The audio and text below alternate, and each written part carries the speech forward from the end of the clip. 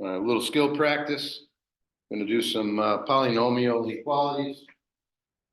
And what going to do here is talk a little bit about the first one just for a brief minute or two, and then do 4 in a row, just the mechanics. So here's the question: x minus 5 squared times x plus 2 greater than 0. And the exponents have a lot to do with our answers and the patterns associated with the work. So let's take, for instance, 5 is a root. So let's look at a number slightly bigger than 5. And if I do, 5.001 minus 5 squared is a positive number. And certainly 5.001 plus 2 is still positive. So that's a solution. So we would say yes. Yes, true. It is true. If I put 5 and I get 0, so 5 does not work. Right? And if I put 4.99 minus 5, the negative number in the parentheses, but a negative number squared doesn't change the fact that it's still positive. And that's why I'm using a dot for even exponents. And either of these numbers, 5.01 and 4.99, when we put them in the second parentheses, there's no change there. Right? It's basically putting in the number 5 plus 2, or right around 7. Right? And that's positive. And positive times positive is greater than 0. True. So now we want to look at the next situation, which is numbers that are on either side of negative 2. So I've done that over here. So let's put negative 1.99 in.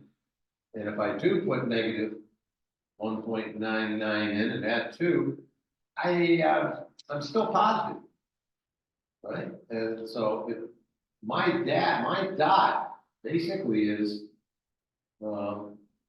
I would have already known that it doesn't change signs. And so we're going to get the same answer. And we can show that again with negative 2.01. So yes, so this interval, maybe if I put the yes here, is still true. But I know there's going to be a sign change, so it's not going to be true. So no, it's not going to work. So a lot of times we just go true, true, false. Okay. So what number would I pick to the left of negative 2? Maybe negative 2.01. And if I put negative 2.01 plus 2, well, then I get a sign change. And I knew that anyway because it was to the first power. Now, if I was graphing this, the way I hope to do it is to dot when it's even, dash when it's odd, those are the roots.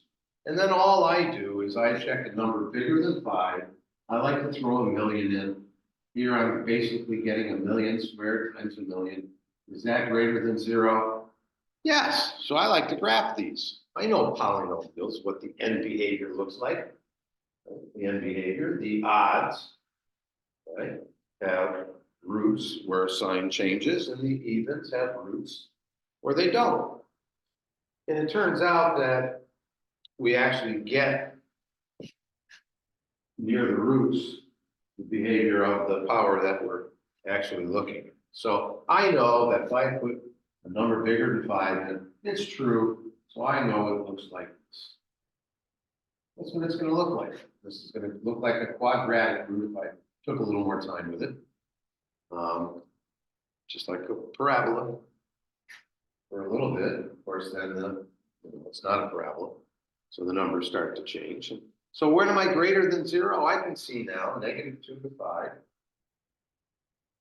That's true. And union 5 to infinity, which is what we had up here. All right, so now I'm just going to do 4 in a row. I'll do both sign charts. I'll do a sign chart and I'll do a graph. And I won't take much time, but you pause the video and see what you got. All right, so that's the first power. So it's 0. There's a root. Positive 4. There's a root. Negative 7. No sign change. I put a number in bigger. Well, let's just put these numbers in. Bigger than 4 makes this positive. That's positive. And that's negative. So therefore, a negative times a positive is that less than or equal to 0? True. Then this should be false. This should be true, and this should be true. That's what should be happening. But let's check some numbers just to make sure. Number between 0 and 4, let's put 3 in. That's still negative. Ah, we get a sign change. Yes, we get a sign change. No sign change there. Less than or equal to 0, false. Okay, whereas this one was true. And so now what do we have? We have a number between -7 and 0. And by the way, the roots work, right? The roots worked. So they are making it multiplication equal to 0. And so where was I? Some number between -7 and 0. Let's try a -3. A negative times a negative. Oh, sign change. And that's why this is going from false to true, by the way, because -3 has no bearing on this. It's still negative. And -3, no bearing here. Anything squared is going to be positive. And then I got to look at a number less than -7. How about -10? And I'm suggesting there's not going to be any difference here. So let's put -10 in. -10 times -2. Oh, that's still positive. -10 minus 4, negative. Something squared, positive. Same answer. So I forget what we had. True, false, true, true. Okay. Now, that's trial and error with some numbers. Once you see the pattern with the exponents, you don't have to try them. Unless you want to make darn sure you're right on a test, if you have extra time at the end of taking one. All right, so now I'm going to do it graphically, and it should match up. And so I look at this and I go, oh, first power, 0. First power, 4. Oh, a 2 at -7. I'll pick a number bigger than 4. How about a million? Well, that's negative, that's positive, oops. And that's positive, so I get a negative. So this thing is going down. And sign change, linear sign change, linear root, quadratic. The only place that isn't true is between 0 and 4. Otherwise, I'm always below y equals 0, right? The x-axis. So let's do the next one. I'll erase that on my own time. All right, so root at 0, but even exponent, I'm going to put a dot. 9/2 is on this side, and it's a cubic, so 9/2. -7, I get the same one over here, -7, a dot. All right, number bigger than 9/2, so let's put a million in. Positive, positive, positive. So that's true. This is going to be false, this is going to be false, and so this is going to be false. Wow. All right, so let's graph it. 0, and we'll write it in interval notation. 0 for the even, 9/2 for the linear term, cubic term, and -7 over here. Guess I could have just looked and copied. If I put a number bigger than 9/2, a million, I get true, so it's going up. Oh, there we go. Good enough. We don't have to find local mins and things like that.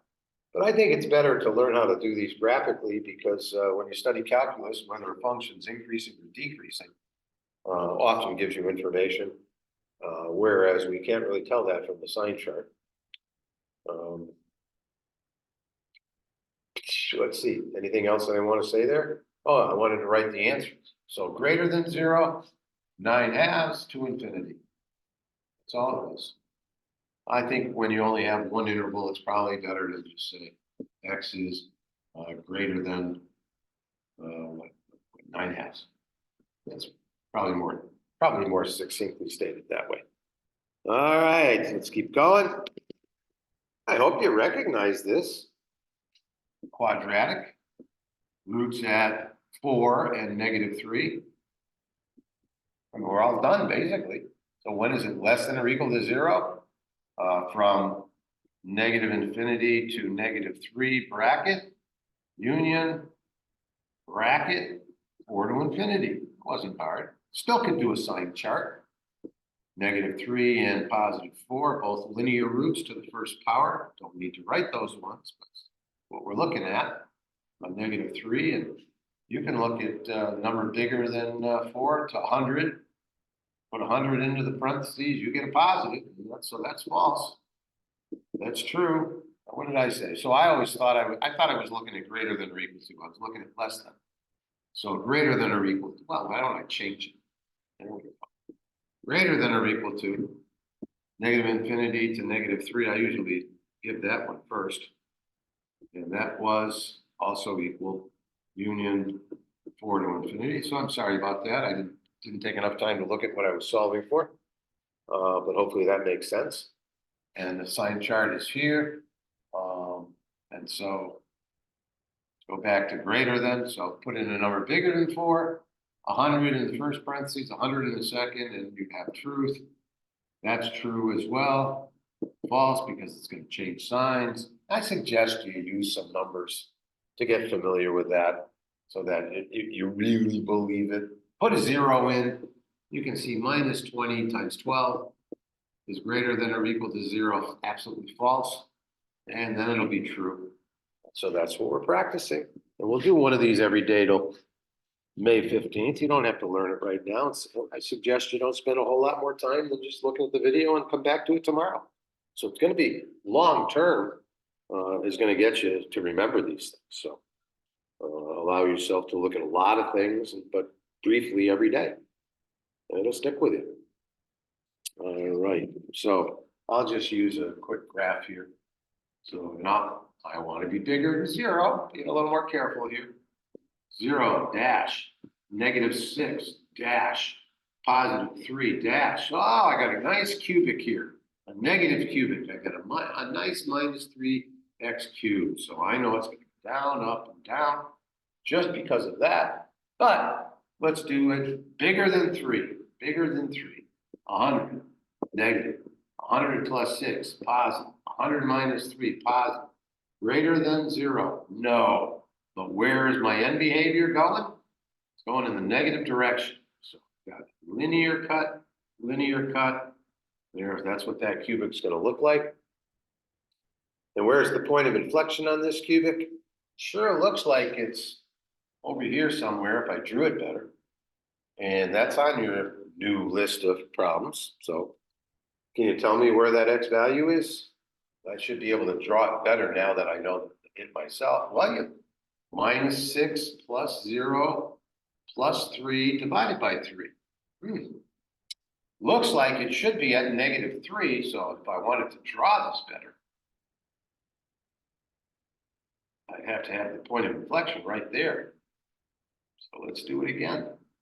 At -6, 0, 3. We know it's going down. Bump, and right about here, keep going down less quickly. Is that what I said? 0, 3, yes. So -2 actually would have been a little closer. Point of inflection would have been in this where we go concave up, concave down. Okay. The average of the roots comes from what? Minus b over 3a. So it might be worthwhile just to do that real quick. So I've got that. What are my quadratic terms? I've got -3. I should multiply it out and just show you that that's true, but I don't want this thing just to go on while I'm hemming and hawing. All right, so you got a little bit of practice there, and we'll get certainly more every day in class.